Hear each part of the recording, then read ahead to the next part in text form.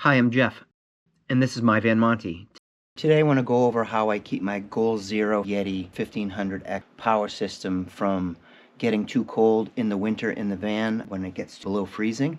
And I created just a simple cover using a window sunscreen deflector that I got for $5, and then a small heating pad, and I have it tucked in my van where the battery goes to keep the heat in and keep the system warm.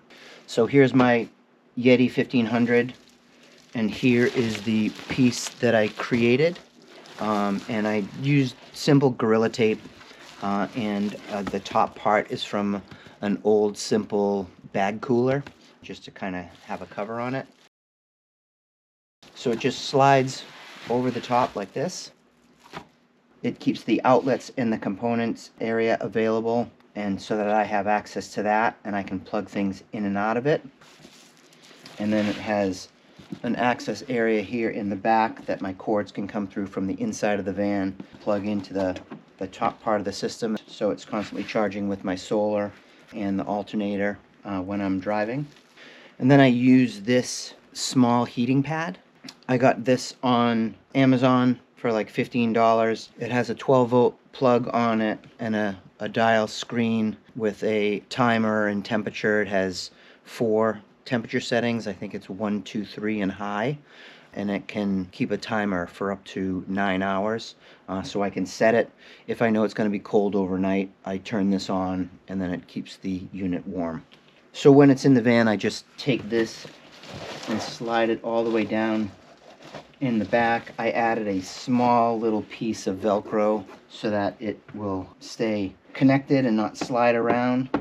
And then I just take that, you plug this in and plug that in there. It has a red light to show that it's plugged in. And then you power it on and set whatever temperature you want it to. Then I can change my timer for however long I want it to go. The one thing you want to be careful of is that this doesn't get too hot and overheat the battery. For when it turns on and off, there is ventilation spots on either side of the battery. So I just use a little bit of styrofoam to make sure that each side isn't blocking those vent fans. A little bit of airflow and circulation on either side of the battery. Then I just made little Velcro straps to cover either side to hold the top down to keep the heat in. Now that you can see it here, I'll show you how it looks inside the van. So here's the spot inside the van underneath the bed in the garage area where the battery is stored. As you can see, I put another piece of insulation under the battery just to give it a little bit more insulation and reflective heat off of the battery itself. The battery's a little heavy. The battery's about 45 pounds, and trying to get it into this location is a little bit difficult, but I've gotten used to it over the course of the last couple years. So it's just a matter of bracing and lifting. So once the battery's dropped into place, I can now start putting the insulation around it and hooking the battery up. The connections we have are my solar connection, the battery alternator connection, and then the actual power to the power bank that goes in here, and that's the other charging mechanism. I take the insulation and slide it around the edges, just fit it down around here. The back edge has that hole in there, and I can send the main plug here through the back and then into that main connection here and plug the battery in. That's for my charging and shore power. This is my additional connection for 12 volt to power the van. So that goes through that back connection also, and that plugs into this part of the battery in here. So that's plugged in. Now we're all plugged in. We're getting power to the van itself. And then from there, I also have a solar connection. This charges it for my solar. And then This is my alternator charger. But what I can do now is I can take my ventilation pieces and slide those down along the side to make sure that it's getting some air and breathing for the fans on either side so we don't overheat, and just slide those down into either side. And then as I take the heating pad, and I can slide the heating pad and tuck that all the way in to the back to heat the back of the battery, and then to cover over the top. Then I can take this and plug that in.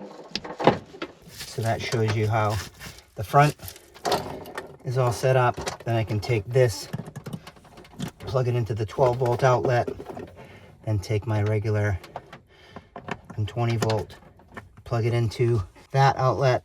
So now my whole van is powered up. I can turn this on and give it a little bit of time so I can heat this.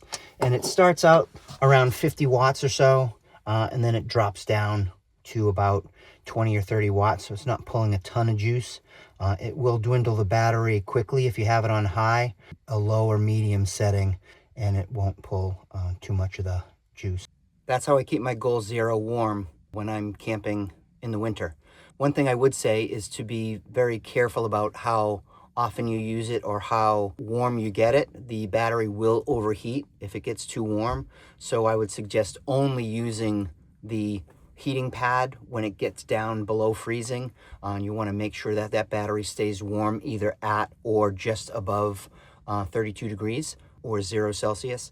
So there's a fine balance in between it. If it's supposed to warm up in the day and the sun's going to be beating on your vehicle, I would definitely suggest to turn off the heating pad, not have to worry about it. It'll warm up the ambient temperature inside your vehicle pretty quickly, so that won't be an issue. But if it's going to be an overnight, it's been snowing or overcast, and you're not going to have any warmth, I'd say like 15-20 degrees, definitely try to use that to keep the battery on or around just above freezing so that it will charge and discharge with no problems. It will go down to just under freezing and still discharge, but it will not charge. So you have to warm that battery up before it will take a charge again. And I think that's around 35 degrees or so. You have to balance out how much you're going to use it and what temperature it gets down to inside your vehicle, so that you don't have any issues and can continue to charge it. Thanks for watching. If you have any questions, leave them down in the comments below and I'll try to respond as quick as I can. Let me know how you keep your battery warm when you're camping in your van.